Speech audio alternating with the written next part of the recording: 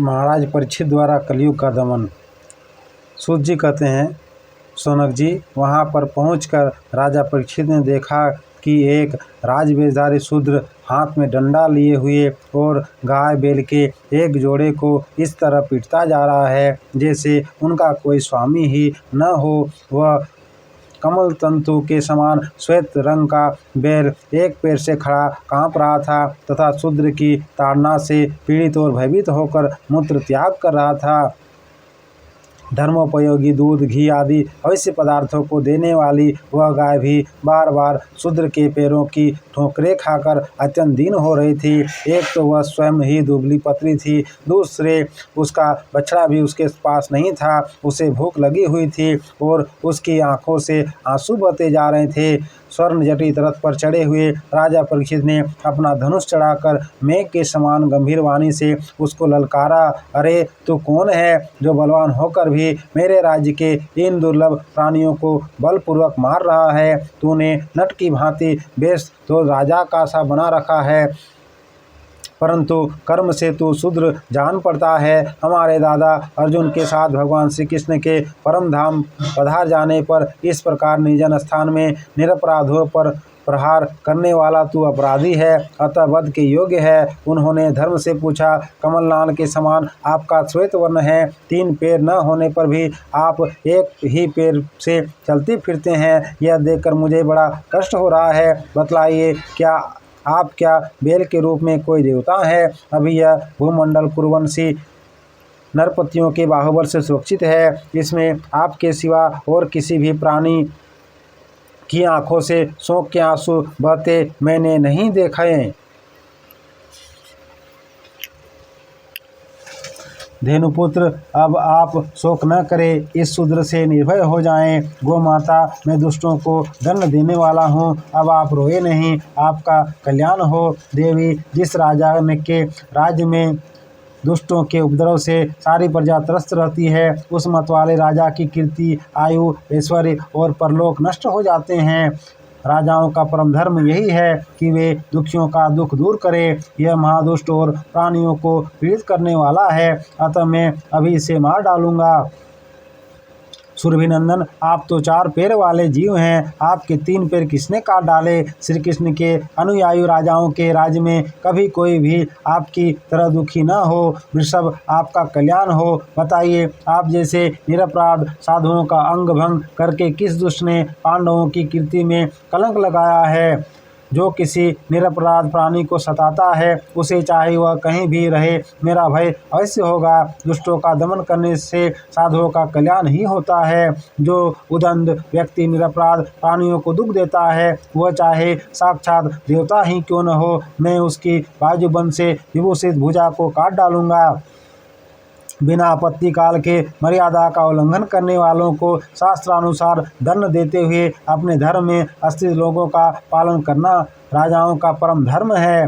धर्म ने कहा, राजन, आप महाराज पांडु के वंशज हैं, आपका इस प्रकार दुखियों को आश्वासन देना आपके योग्य ही है, क्योंकि आपके पूर्वजों के श्रेष्ठ गुणों ने भगवान श्री कृष्ण को उनका सारथी और दूतवादी बना दिया था। नरेंद्र, शास्त्रों के विभिन्न वचनों से मोहित होने के कारण हम उस पुरुष को नहीं जानते जिससे कलेशों के कारण उत्पन्न होते हैं। जो लोग किसी भी प्रकार के द्वैत को स्वीकार नहीं करते, वे अपने आप को ही अपने दुख का कारण बतलाते हैं। कोई प्रारब्ध को कारण बतलाते हैं, तो कोई कर्म को, कुछ लोग स्वभाव को, तो कुछ लोग ईश्वर को दुख का कारण मानते हैं। किन्हीं किन्हीं का तो ऐसा भी निश्चय है कि दुख का कारण न तो तर्क के द्वारा जाना जा सकता है और न वाणी के द्वारा बतलाया जा सकता है। राजर्षि, अब इनमें कौन सा मत ठीक है, यह आप अपनी बुद्धि से ही विचार लीजिए। सूत जी कहते हैं, ऋषि श्रेष्ठ शौनक जी, धर्म का यह प्रवचन सुनकर सम्राट परीक्षित बहुत प्रसन्न हुए, उनका खेद मिट गया। उन्होंने शांतचित्त होकर उनसे कहा। परीक्षित ने कहा, धर्म का तत्व जानने वाले वृषभ देव, आप धर्म का उपदेश कर रहे हैं, अवश्य ही आप वृषभ के रूप में स्वयं धर्म हैं। आपने अपने दुख को देने वाले का नाम इसलिए नहीं बताया है कि अधर्म करने वाले को जो नरक आदि प्राप्त होते हैं वे ही चुगली करने वाले को भी मिलते हैं। अथवा यह सिद्धांत निश्चित है कि प्राणियों के मन और वाणी से परमेश्वर की माया के स्वरूप का निरूपण नहीं किया जा सकता। धर्मदेव सत्ययुग में आपके 4 चरण थे, तप, पवित्रता, दया और सत्य। इस समय अधर्म के अंश गर्व, आसक्ति और मद से 3 चरण नष्ट हो चुके हैं। अब आपका 4था चरण केवल सत्य ही बच रहा है, उसी के बल पर आप ही जी रहे हैं। असत्य से पुष्ट हुआ यह अधर्म रूप कलयुग उसे भी ग्रास लेना चाहता है। ये गौ माता साक्षात पृथ्वी है। भगवान ने इनका भारी बोझ उतार दिया था और ये उनकी राशि सौंदर्य बिखेरने वाले चरण चिन्हों से सर्वत्र उत्सवमयी हो गई थी। अब ये उनसे बिछुड़ गई हैं। वे साध्वी अभागिनी के समान नेत्रों में जल भरकर यह चिंता कर रही हैं कि अब राजा का स्वांग बनाकर ब्राह्मण द्रोही शूद्र मुझे भोगेंगे।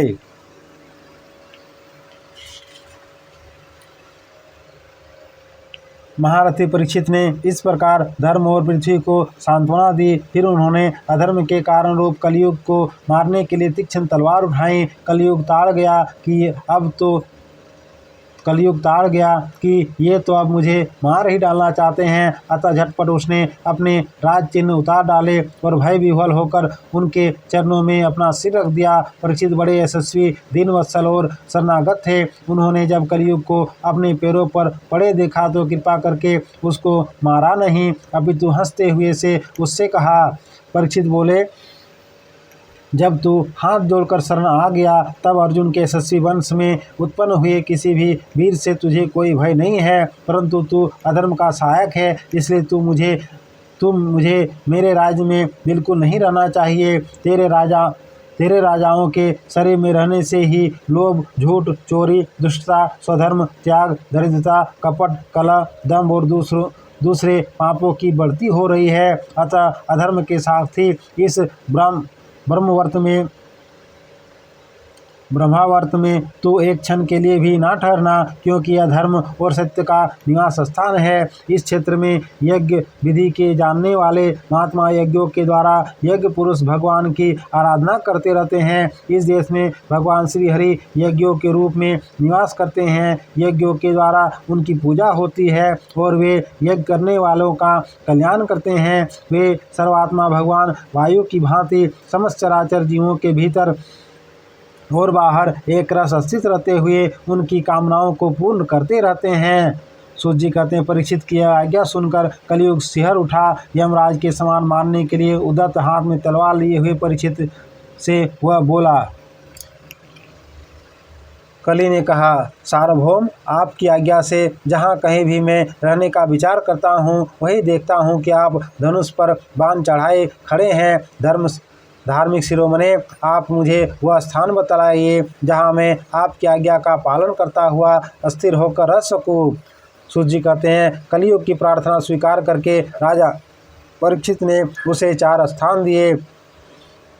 द्यूत, मद्यपान, स्त्री संग और हिंसा। इन स्थानों में क्रमशः असत्य, मद, आसक्ति और निर्दयता, ये 4 प्रकार के अधर्म निवास करते हैं। उसने और भी स्थान मांगे, तब समस्त परीक्षित ने उसे रहने के लिए एक और स्थान स्वर्ण धन दिया। इस प्रकार कलयुग के 5 स्थान हो गए, झूठ, मद, काम, बेर और रजोगुण। परीक्षित के दिए हुए इन्हीं 5 स्थानों में अधर्म का मूल कारण कली उनकी आज्ञाओं का पालन करता हुआ निवास करने लगा। इसलिए आत्म कल्याणकामी पुरुष को इन 5 स्थानों का सेवन कभी नहीं करना चाहिए। धार्मिक राजा, वर्ग के लौकिक नेता और धर्मोपदेष्टा गुरुओं को भी तो बड़ी सावधानी से इनका त्याग करना चाहिए। राजा परीक्षित ने इसके बाद वृषभ रूप धर्म के 3 चरण तपस्या, सोच और दया जोड़ दिए और आश्वासन देकर पृथ्वी का संवर्धन किया।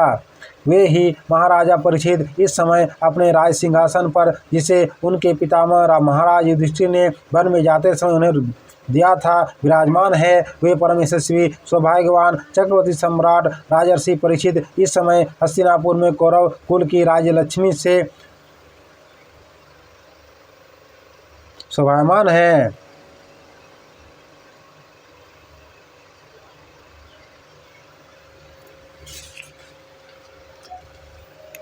अभिमन्यु नंदन राजा परीक्षित वास्तव में ऐसे ही प्रभावशाली हैं जिनके शासन काल में आप लोग इस दीर्घकालीन यज्ञ के लिए दीक्षित हुए हैं।